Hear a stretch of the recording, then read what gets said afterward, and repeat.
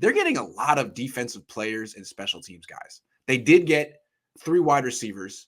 2 of them I'm not even sure are going to make the team. But really, mostly every signing has been defense. It could be random, but why do you think that is? I have a theory. I think the special teams piece is because they need to increase their.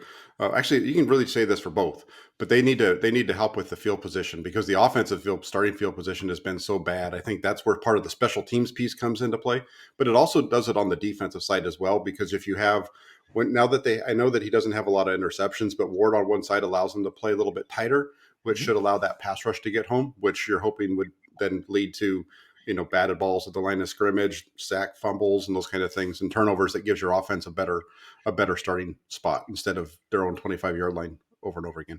Yeah, absolutely. The way I look at this is like they're going to address offense in the draft. I mean, a lot of times teams will say, are we going to be offense heavy in free agency or defense heavy in free agency? The Niners clearly were defense heavy in free agency. I would expect them to probably balance it out in the draft, but why defense in free agency? Well, to me, I think the Niners are trying to build an offense around Trey and a lot of young people that will be here with him for a while. So I don't think they wanted to bring in guys on offense who were 28, 29, 30. Maybe. That's just a theory. Because look at who they did sign. Their 2 big signings, Travarius Ward and Ray McLeod, they're both 25. They're younger than Debo.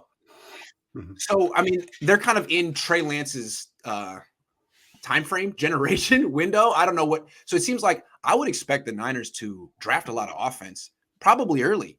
And that makes sense. I mean, these are guys who are Trey's age. Yeah, it does. And then even the receivers that they've brought in are younger guys, like 26-year-old guys who I think really are. I think even though they're back end of the roster wide receiver guys, I think they're better than what they had last year in the back end. Absolutely. And like, to me, they're definitely a nod to Trey Lance. These wide receivers, not Ray McLeod so much, but the other 2, Johnson and Turner. We were all saying, the Niners need to bring in deep threat. Okay, boom, here's 2. We don't have to draft them. But I mean, these guys both averaged about 17 yards a catch. Both had about a 60-yard catch last year. I mean, that's what they do when the 9 or 10 times a season they get the ball. Yeah.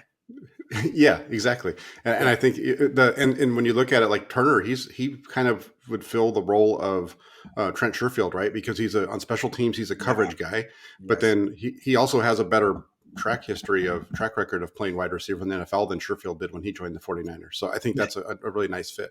Sherfield was really good in practice. Yeah, he was a stud he was a stud throughout practice. That's the funny thing about Marcus Johnson too. He was a stud in practice last year for Tennessee, according to everything I saw. The Sports Illustrated guy who writes for the Titans had an article about that last year.